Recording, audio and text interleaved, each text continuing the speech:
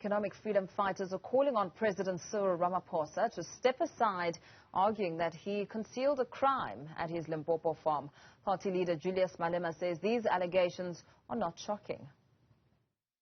It is likely that Ramaphosa did not want this to be revealed to the public.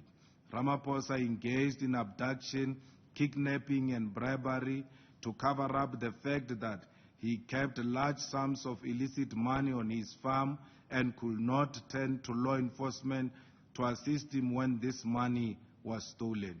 The media statement released by the presidency and subsequent radio interviews by Cyril Ramaphosa's spokesperson to downplay a serious crime must be rejected with the contempt it deserves.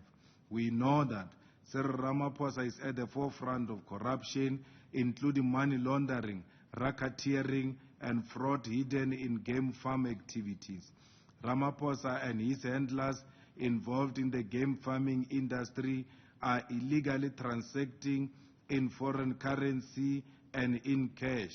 Moreover, there is no record of these transactions, and the laws regarding limits of foreign currency are disregarded.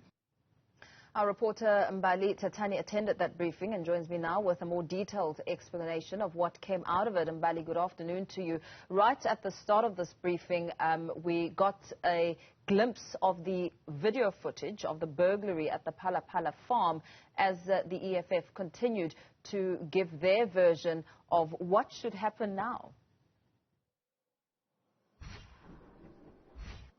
That's right, Limpopo. Of course, we saw the EFF leader Julius Malema beginning his briefing by showing us journalists who attended this briefing that video that he promised us last week when he was at the Randburg Magistrates Court. But of course, we have now seen that video of the burglary taking place at President Cyril Ramaphosa's Phala Phala farm in Limpopo. But of course, at the same time, we saw in that video what seemed to be a mattress being lifted, and of course saying that underneath that mattress was indeed those dollar bills that the president has since confirmed to the country that indeed money was stolen from his farm. But of course, when we saw him starting with this press briefing, they have indeed called for the president to step down, saying that he is corrupt, he is dealing in money laundering, racketeering, also saying that he must be charged with kidnapping and abduction, and also the assault of those who were arrested for this issue. And of course, it is quite something that the EFF says that they will also further not allow President Cyril Ramaphosa to address Parliament, and they've asked that DP, the Deputy President, David Mabuza, should then occupy his seat because they want him to account. And they say that they've written a couple of questions to Parliament and are demanding that he responds within the next 5 to 10 days as to what really went on. And of course, saying that this issue needs to be dealt with urgency. Let's take a listen, Mpho, to what he had to say further when it comes to saying that he is really not shocked by the revelations we have seen over the past couple of days. Right, so of course, Mbali Thethani giving us a breakdown of what came out of the EFF's press briefing, a list of questions submitted to Parliament where Ramaphosa must be held to account. Amongst some of those questions is provide proof that money was game proceeds. Mbali, of course, some of those questions are really very detailed and they will require the President to respond.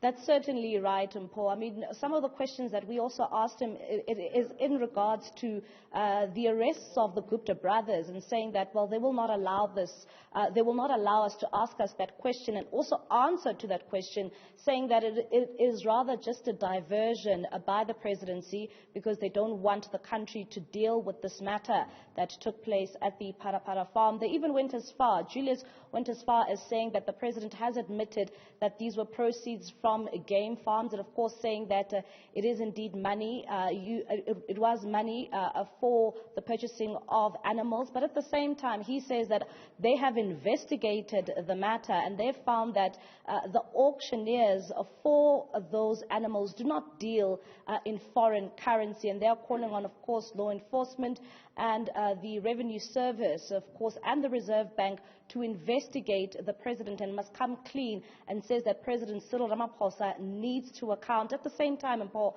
they've also then said that they've called on the EFF in Namibia, because you would know that there was communication with the president of Namibia, and they are saying that they will also then lay charges against the president of Namibia, of course, for also being involved in terms of the suspects and the torturing of the suspects at the same time.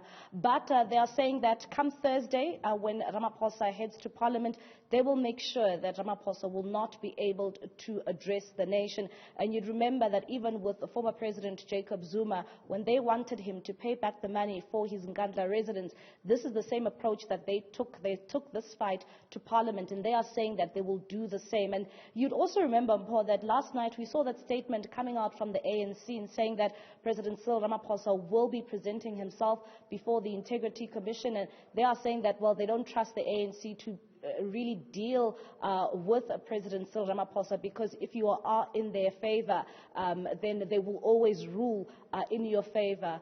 But of course, at the same time, they're saying that they will continue their fight, and they will continue their fight to the streets because they want the president to account. They also targeted a number of bishops. They targeted NGOs as well, asking them why are they quiet, saying that religious leaders who usually speak out on such matters, their silence is quite deafening on this issue. They've even called as far as the likes of NGOs like Freedom Under Law and Outer questioning why they are silent during this time, saying that it is these NGOs who continue to speak out against issues of corruption and issues of this nature, especially when we saw with the former president when there were calls for him to step down from his position because of issues around corruption.